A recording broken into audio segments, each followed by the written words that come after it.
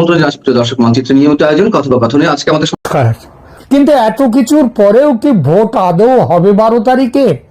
সংশয় কিন্তু তীব্র হচ্ছে দিনকে দিন। এই সংশয়ের সূত্র যেমন বাংলাদেশের ভেতরে রয়েছে, কিরকম? জামাত, এনসিপি ওরা যদি জানে যে তারা হেরে যাবে নিশ্চিত হয় এবং বিএনপি জিতবে এটা যদি নিশ্চিত হয়, তাহলে ওরা ভোট হতে দেবে না। সুতরাং এই যে ভোট হবে কি হবে না, এই সংশয়ের সূত্র যেমন বাংলাদেশের ভেতরে আছে, তেমনি আছে বাংলাদেশের বাইরেও। গত কয়েকদিনের ঘটনা প্রবাহের দিকে একবার নজর করুন। 5 আগস্ট 2024 সময় থেকেই বাংলাদেশের বর্তমান শাসকদের ভারত বিরোধী হুঙ্কার সমানে চলছে। সেই হুঙ্কারের অর্থাৎ ভারত বিরোধিতার যদি একটি গ্রাফ আঁকা যায়, তবে দেখা যাবে গত বছরের সেপ্টেম্বর অক্টোবরে গ্রাফ যতটা ওপরে ছিল, গত 3-4 মাসে সেই গ্রাফ, মানে বিশেষ করে গত 1.5-2 মাসে সেই গ্রাফ নিচে নামতে শুরু করেছে। এখন এই মুহূর্তে সেটা একেবারে সরল রেখায় না মিললেও আগের তুলনায় অনেকটাই ওপর থেকে নিচে নেমে এসেছে। ক্রিকেটের গোলমালটা ছেড়ে দিন, ওটা আসিফ নজরুলদের মতো কয়েকটা মাথা মোটার পাকামো আর পাকিস্তানের তোল্লাই খাওয়ার পরিণাম। ওই যে পাকিস্তান বলেছিল তোমরা বয়কট করো, আমরাও বয়কট করব, তারপর ঠিক সময়ে পাকিস্তান কেমন সুন্দর পিছিয়ে গেল। এখন মর বাংলাদেশ, তুই মর। তো এই জায়গায় এনে দিয়েছে। বাংলাদেশের ভোটের বাজারে ভারত বিরোধিতা অনেক উচ্চগ্রামে উঠবে এই ভোটের সময়, এটা ভাবা গিয়েছিল, কিন্তু লক্ষ্য করে দেখুন তা কিন্তু ওঠেনি। তারেক জিয়া ভারতের সঙ্গে একটি সমঝোতা করে দেশে ফিরেছেন, এটা তো বহুল প্রচারিত খবর। এটা নিয়েও আদৌ তেমন হই হল্লা নেই, যেন ভারত বিরোধিতার মানে হঠাৎ কেউ সেই ভারত বিরোধিতায় লাগাম টেনে দিয়েছে। কিন্তু ঠিক এই সময়ই ভারতের পক্ষ থেকে বাংলাদেশে আশ্চর্য রকমের শক্ত অবস্থান নেওয়া হঠাৎই যেন শুরু হয়েছে। আর ভারতের সঙ্গে সঙ্গে আওয়ামী লীগের নেতৃত্বের মধ্যেও আলোড়ন। যারা অনেকটাই চুপচাপ ছিলেন গত প্রায় 16-17 মাস, তাদের সেই আলোড়ন হঠাৎই যেন তুঙ্গে উঠেছে। এর কোনো কিছুই বিনা কারণে নয়, বিনা কারণে হয় না। এসব কিছু কোনোটাই আলগা নয়, গভীর সুতো দিয়ে বাঁধা আছে সবকিছু। আওয়ামী লীগের প্রসঙ্গটা দিয়ে শুরু করি।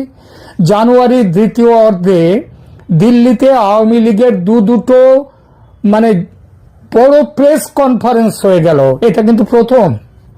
তার আগে আওয়ামী লীগের এই ধরনের কোনো প্রেস কনফারেন্স হয়নি। 23 জানুয়ারিতে বিদেশি সাংবাদিকদের আয়োজিত কনফারেন্সে আবার শেখ হাসিনা প্রধানমন্ত্রী হিসেবে অডিও বার্তা দিলেন এবং সেই যারা এর আয়োজক যে সংস্থা, সেটা হচ্ছে একটা foreign correspondents club for south Asia. এই যে সংগঠন, মানে ভারতের কোনো সংগঠন নয়, তারা তাদের অডিটোরিয়ামে যে নিমন্ত্রণ পত্র ছাড়লো, সেখানে লিখে দিয়ে গেল প্রধানমন্ত্রী শেখ হাসিনা তিনি অডিও বার্তা দেবেন এখানে। ব্যাপারটা বুঝলেন? প্রধানমন্ত্রী সেই 23 জানুয়ারি সফল হলো, কানায় কানায় ভর্তি হলো এবং ভারত সরকার না চাইলে, ভারত সরকার বাধা দিলে এটা হতেই পারতো না, কিন্তু ভারত সরকার বাধা দেননি। এবার শেখ হাসিনা প্রধানমন্ত্রী হিসেবে সেই কনফারেন্সে অডিও বার্তা দিলেন। আবার সেই দিনই ঢাকার British high commissioner Sarah Cook তিনি এসে গোপনে দেখা করলেন শেখ হাসিনার সঙ্গে। ভারত সরকার কোনো প্রোগ্রাম বা বৈঠকে সারা কুকের সঙ্গে বৈঠকেও বাধা দেয়নি। অথচ গত 1.5 বছর ভাবুন তো, শেখ হাসিনার গতিবিধি অত্যন্ত নিয়ন্ত্রণে রেখেছিল ভারত সরকার। তার কিছুটা অনেকটাই ছিল নিরাপত্তাজনিত কারণ, সেটা ঠিকই, কিন্তু তাছাড়াও ভারত যেন অপেক্ষা করছিল, ঠিক সময়ের অপেক্ষা। তারপর এখন সেই বর্তমানে সেই কঠোর নিয়ন্ত্রণ হঠাৎই তুলে নিয়েছে যেন ভারত। শেখ হাসিনা তার নিজের খুশি মতো যেটা ভালো মনে করছেন, যেটা ভালো বলবার মতো সেটা তিনি বলছেন। এই প্রসঙ্গে জি নিউজ নেটওয়ার্ক সংবাদ মাধ্যমে যে ইন্টারভিউ তিনি দিয়েছেন গতকাল, সেটাকে একটা বড়সড় বিগ বোম বললে ভুল বলা হবে না। কেন বিগ বোম বলছি? তার এসব কথা শুনলে মনে হবে যেন দেশে দ্রুত ফেরার ব্যাপারে তিনি একেবারে দৃঢ় নিশ্চিত হয়ে গেছেন। আজ থেকে এক সপ্তাহ আগে আমি ঘোড়ার মুখের খবর উদ্ধৃত করে প্রধানমন্ত্রী হাসিনা ফেব্রুয়ারি মার্চের মধ্যে দেশে ফিরবেন এই শিরোনামে একটি প্রতিবেদন করেছিলাম। সেই খবরটি আর জি নিউজের কালকের সাক্ষাৎকারটি একটু মিলিয়ে দেখুন, বুঝবেন যে আমি মন গড়া কথা বলিনি। আর এটা শেখ হাসিনার মনের ইচ্ছা মাত্র নয়, এর পেছনে বাস্তবতার ব্যাকআপ আছে বলেই এতটা দৃঢ়তার সঙ্গে ফেরার কথা বলতে পারছেন তিনি। বলার অপেক্ষা রাখে না যে এই ব্যাকআপ আসছে আর কোনো দেশ থেকে নয়, ভারত থেকে, সঙ্গে আছে রাশিয়া অবশ্যই।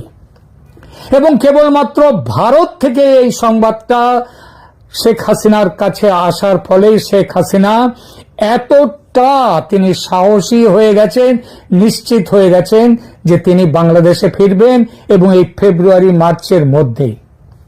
1971 ভারত যেমন পূর্ণ সামরিক শক্তি নিয়ে দাঁড়িয়েছিল পূর্ব বাংলার মুক্তিকামী মানুষের পাশে, এই 2026 সালে গত 18 মাসের সমস্ত দ্বিধা, দ্বন্দ্ব, সংশয় এবং অপেক্ষা কাটিয়ে ভারত আবার বাংলাদেশের মানুষের পাশে দাঁড়াতে চলেছে। সেই সিদ্ধান্ত নিয়ে ফেলেছে পুরোপুরি ভারত। আর গত এক সপ্তাহ ধরে যা করছে ভারত, তা এই সিদ্ধান্তের সঙ্গেই তাল মিলিয়ে। আগেই বলেছি, বাংলাদেশ তার ভারত বিরোধিতা নামিয়ে এনেছে অনেক, কিন্তু ভারত তার তোয়াক্কা না করে বাংলাদেশের হাই কমিশন, ডেপুটি হাই কমিশনের কর্মচারীদের পরিবার সরিয়ে এনেছে, কর্মী সংখ্যা কমিয়ে দিচ্ছে, আরো কমাবে। এর সঙ্গে আরেকটি বড় ঘটনাও ঘটিয়েছে ভারত।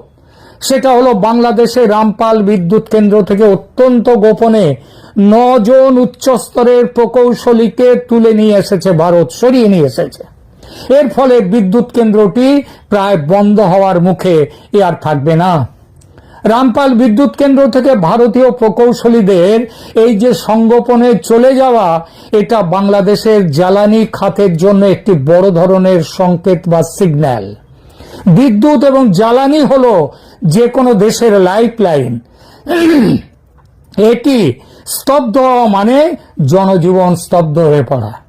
রামপাল তাপবিদ্যুৎ কেন্দ্রটি ভারত ও বাংলাদেশের যৌথ উদ্যোগে এনটিপিসি এবং বিপিডিবি বাংলাদেশ পাওয়ার ডেভেলপমেন্ট বোর্ডের পরিচালিত। উচ্চস্তরের প্রকৌশলীদের চলে যাওয়ার অর্থ হল প্ল্যান্টটির অপারেশনাল নিয়ন্ত্রণ ঝুঁকির মুখে পড়ে গেছে। এটা নিশ্চিতভাবেই ভারতের কৌশলগত চাপ। ভারত ম্যান পাওয়ার ডিপ্লোমেসি ব্যবহার করছে। প্রকৌশলী প্রত্যাহার করার মাধ্যমে তারা অন্তর্বর্তী সরকারকে বার্তা দিচ্ছে যে ভারতের কারিগরি ও আর্থিক সহযোগিতা ছাড়া বাংলাদেশ অচল। শুধু যে রামপাল তা নয়, ভারত থেকে সরাসরি যে 1160 মেগাওয়াট বিদ্যুৎ আমদানি করা হয়, তা নিয়েও অনিশ্চয়তা তৈরি হয়েছে। কারণ প্রচুর টাকা বাকি পড়ে গেছে এবং এই টাকা না দিলে ডলার তো নেই বাংলাদেশের হাতে, সুতরাং বন্ধ হয়ে যাবে। আদানির বিদ্যুৎও বন্ধ হওয়ার মুখে। এর সঙ্গে ফ্রেন্ডশিপ পাইপলাইন দিয়ে যে জ্বালানি তেল যায় বাংলাদেশে, সেটাও আগামী 2-1 দিনের মধ্যে বন্ধ হয়ে যাবে। এর একটাই উদ্দেশ্য, ভারত বাংলাদেশের জনজীবন স্তব্ধ করতে চায়। কেন? কারণ ভারত সরাসরি যুদ্ধ বা দখলদারিত্বের চেয়ে স্ট্র্যাটেজিক প্যারালিসিস বা কৌশলগত স্থবিরতা তৈরি করার দিকে বেশি ঝুঁকছে। যদি বিদ্যুৎ বিভ্রাট, নিত্যপণ্যের অভাব এবং অর্থনৈতিক অস্থিরতা চরম পর্যায়ে পৌঁছয়, তবে সাধারণ মানুষের মধ্যে বর্তমান সরকারের প্রতি ঘৃণা ও অসন্তোষ আরো বাড়বে। ভারত সম্ভবত সেই পরিস্থিতির অপেক্ষা করছে যেখানে জনগণ নিজেই পরিবর্তন চেয়ে রাস্তায় নামবে। অবরোধের ছায়া, দূতাবাসের কর্মী সংকোচন এবং প্রকৌশলী প্রত্যাহার মূলত একটি সফট ব্লকেড বা অলিখিত অবরোধের প্রাথমিক ধাপ। কিন্তু গত 16-17 মাসে তো ভারত এতটা অ্যাগ্রেসিভ ছিল না। তাহলে এখন কেন? কারণ এই 12ই ফেব্রুয়ারির নির্বাচন। ভারত চেয়েছিল একটি অবাধ, সুষ্ঠু, সব রাজনৈতিক দলের অংশগ্রহণের মাধ্যমে তৈরি হোক একটি সরকার। বাংলাদেশ তাতে কর্ণপাত করেনি। আমেরিকা ও পশ্চিমের দেশগুলোর ষড়যন্ত্রে জামাতের উগ্র ধর্মীয় সরকার প্রতিষ্ঠার সিদ্ধান্ত নিয়েছে পশ্চিমী দুনিয়া, আমেরিকা। এই পরিস্থিতি ভারতকে বাধ্য করেছে একটা ড্রাস্টিক অ্যাকশন নিতে। আমি বহুদিন ধরে বলে আসছি, সামরিক অভিযান ভারতের ফাইনাল অপশন, একদম চূড়ান্ত। তার আগে অবধি সমস্ত অপশনগুলো তারা দেখে নেবে। তার আগে জনজীবন পুরোপুরি স্তব্ধ করে দেওয়ার এই প্রক্রিয়া, আর সেটা ভারত করবে 12ই ফেব্রুয়ারির ভোটের আগেই। 12ই ফেব্রুয়ারি নির্বাচনের জন্য যে পরিবেশ প্রয়োজন, বর্তমান পরিস্থিতিতে তা ক্রমেই ঘোলাটে হচ্ছে। জ্বালানি সংকট এবং কূটনৈতিক টানাপোড়েনের মধ্যে একটি জাতীয় নির্বাচন আয়োজন করা অত্যন্ত কঠিন। যদি বিদ্যুৎ না থাকে এবং জনজীবন স্তব্ধ থাকে, তবে ভোটারদের উপস্থিতি এবং ভোট কেন্দ্রের নিরাপত্তা নিশ্চিত করা দুষ্কর। নির্বাচন তাই স্থগিত হওয়ার সম্ভাবনা আছে।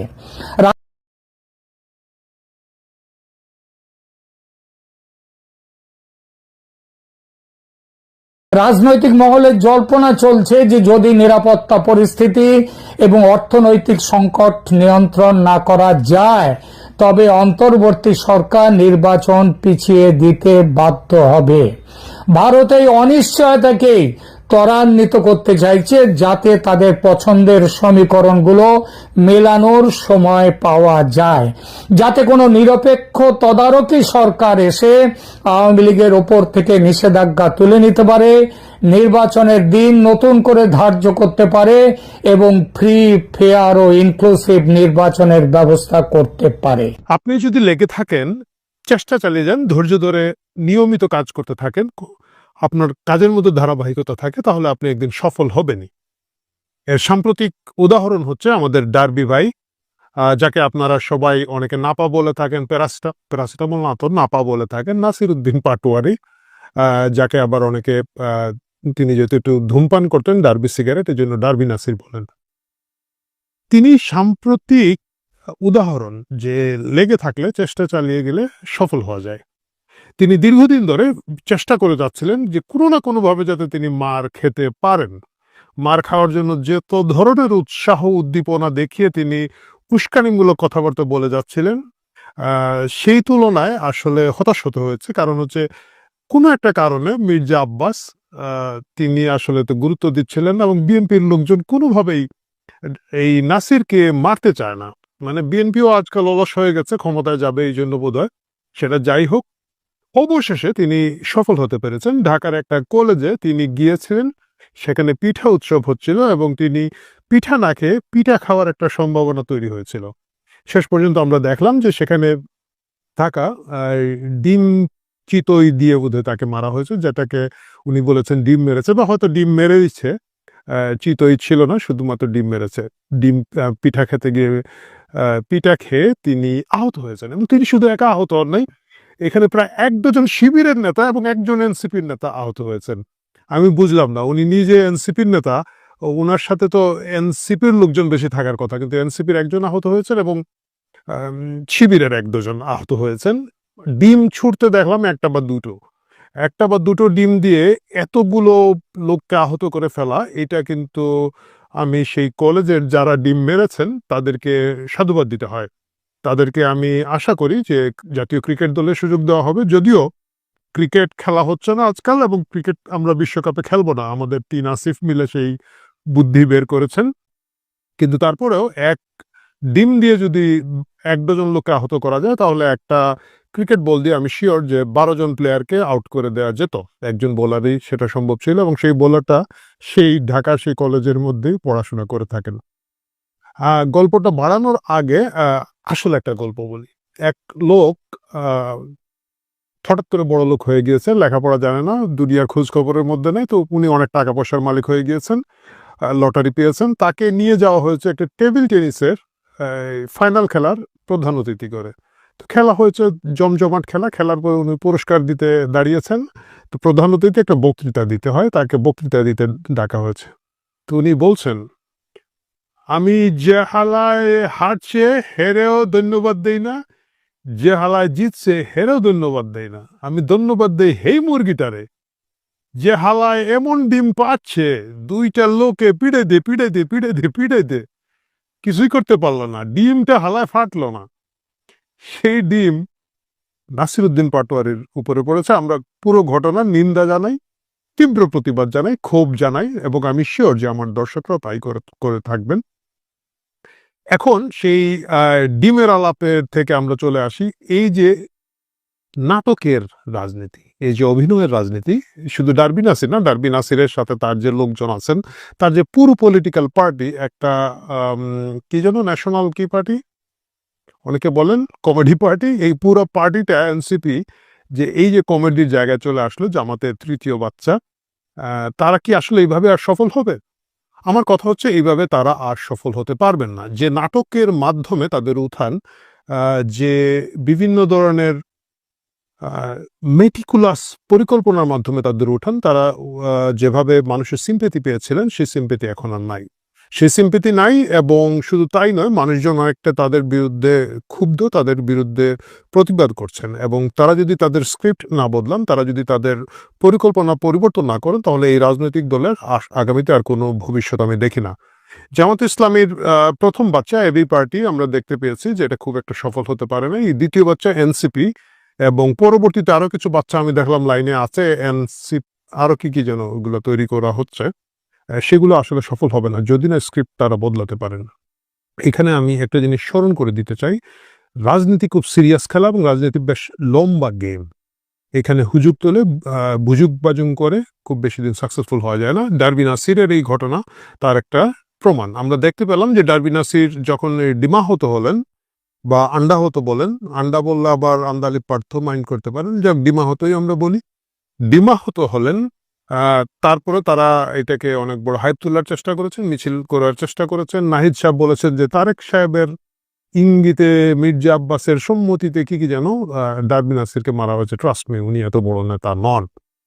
এবং আমি দেখলাম একজন সমন্বয়ক আব্দুল কাদের চ্যালেঞ্জ করেছেন যে জুলাইয়ের আন্দোলনে ডারবি নাসিরের ডারবি নাসির না, নাসিরউদ্দিন পাটোয়ারির আসলে এমন কোনো গুরুত্বপূর্ণ ভূমিকা ছিল না, কিন্তু কোটারির স্বার্থে তাকে একটা জাতীয় নেতা বানানো হয়েছে, এবং তার মাধ্যমে ক্রমাগত উস্কানি দিয়ে এই দেশের রাজনৈতিক পরিবেশকে আরো বেশি কলুষিত করার একটা চেষ্টা করা হচ্ছে। সেটা যাই হয়ে থাকুক, এখন যদি তারা সিরিয়াস রাজনীতি না করে থাকেন, এই তরুণদের উপরে যাদের আস্থা ছিল, বিশ্বাস ছিল, কিছু কিছু লোকের ছিল, সেটা আশাহত হবে। এবং এই যে ফেনীর বন্যার জন্য টাকা তুলে সেই টাকাকে চুদলিং পং করে দেওয়া, এবং এই ধরনের কাহিনীগুলো দিয়ে তারা যেভাবে শুরু করেছেন, তাদের যে উপদেষ্টাটা ছিল, মানে সবচেয়ে দুর্নীতিবাজ উপদেষ্টা বলতে যাদেরকে বোঝায়, এই সবগুলাই তাদের ছিল। এই যে এখন একজন আছে আসিফ, ও তো আর নির্বাচনে দাঁড়ানোরই সাহস পেল না, যাকে সবাই 300 কোটি সজীব ভুইয়া হিসাবে চিনেন, ওয়েস্টিনের হাসখোর। এবং আরেকজন আছে, ও তো এখন দেখি যে এনসিপিতেও নাই, এটা হচ্ছে কি যে মুজিববাদ খেয়ে ফেলতে চেয়েছিল, এবং ভাইকে বিদেশ থেকে এনে তথ্য উপদেষ্টা ছিল আমাদের পরবর্তীতে মেটিকুলাস মাহফুজ। সেই মেটিকুলাস মাহফুজ এবং অন্যান্যরা এখন আবার চেষ্টা করছে তারা বিভিন্ন ধরনের নাটক তৈরি করার, এবং এই নাটক আগামীতে আসলে খুব একটা কাজে আসবে না। সিরিয়াস রাজনীতি তাদেরকে করতে হবে, এবং সিরিয়াস রাজনীতি যদি তাদের করতে হয়, তাহলে শুধু জামাতের জোটে গেলে হবে না, তাদেরকে জামাতের ভিতরে প্রবেশ করে ফেলতে হবে। এবং আমার ধারণা নির্বাচনের পরে তাই হবে। অধিকাংশ রাজনীতিবিদ, এইসব তরুণ রাজনীতিবিদ, তারা জামাতে ঢুকে যাবেন, এবং তারা গুপ্ত এনসিপি থেকে, আগে গুপ্ত ছাত্রলীগ ছিলেন, গুপ্ত এনসিপি থেকে প্রকাশিত জামাত হয়ে যাবেন। সততার সাথে রাজনীতি করুন, প্রকাশ্যে রাজনীতি করুন, এইসব ডিম্মাহতের নাটক বাদ দিতে হবে, এই ধরনের ছদ্মবেশী গুপ্ত অভিনয় বাদ দিতে হবে। সাদাকে সাদা বলুন, স্পেডকে স্পেড বলুন, রাজনীতিকে রাজনীতি বলুন। এটা তাদের জন্য ভালো হবে, এবং তাদের এই নাটক থেকে দেশ ও জাতি মুক্ত হবে। আমি আলোচনার শেষে মির্জা আব্বাসকে দোয়া করতে চাই। বেচারা এই বুড়া বয়সে বড়ই একটা খতরনাক অবস্থায় পড়েছেন। তার এখানের মধ্যে আগে একজন ছিল কি ডস ছিঁড়ে ফেলা, হাদি সাহেব ছিলেন। হাদি সাহেব মারা গেছেন, আল্লাহ তাকে বেহেশত নসিব করুক। তারপরে নাজিল হয়েছে ডারবি নাসির, এবং একই সাথে আরেকটা দেখলাম মুকুট পরে ঘুরে বেড়াচ্ছে এই রাতামু রোগের মতো, মেঘনা আলম। ওই আরেক নাটক ট্রাক মার্কা নিয়ে দাঁড়িয়েছে। কি যেন কোন এক অ্যাম্বাসেডারের, সৌদি অ্যাম্বাসেডারের চাকরানি না কিছু একটা ছিলেন বোধহয় উনি। যাই হোক, কারো পেশাকে আমি ছোট করে দেখি না। তারা এইখানের মধ্যে ক্রমাগত মির্জা আব্বাসের সাথে নাটক করে বেড়াচ্ছেন। শত শত মোবাইল ফোনে তাদের ভিডিও এবং রিল ভাইরাল করা হচ্ছে। আল্লাহ মির্জা আব্বাসকে বুড়া বসে এই অপমান থেকে রক্ষা করুন, এবং তিনি যে ধৈর্য ধরে আছেন, এদের যন্ত্রণা যে তাকে প্রতিনিয়ত সহ্য করতে হয়। নিশ্চয়ই আল্লাহ ধৈর্যশীলদেরকে পছন্দ করেন, এবং আমি জানি যে মির্জা আব্বাসকে হয়তো দুনিয়া না হলেও আখিরাতে আল্লাহ এর একটা রেজাল্ট দেবেন। ঢাকা ৮ আসন একটা কৌতুকের আসন হয়ে দাঁড়িয়েছে, এবং আগামীতে ডিমের পরে আমরা জানি না আর কি দাঁড়াবে। ডিমের পরে হয়তো টমেটো আসতে পারে বা অন্য কিছু আসতে পারে, বাট যাই করুন এইসব নরম নরম ঢিলাঢিলির মধ্যে থাকুন। জিনিসটা যাতে সন্ত্রাসের দিকে না যায়, জিনিসটা যাতে উস্কানির দিকে না যায়, সেই দিকে আমাদের সকলেরই লক্ষ্য রাখা উচিত। প্রিয় দর্শক,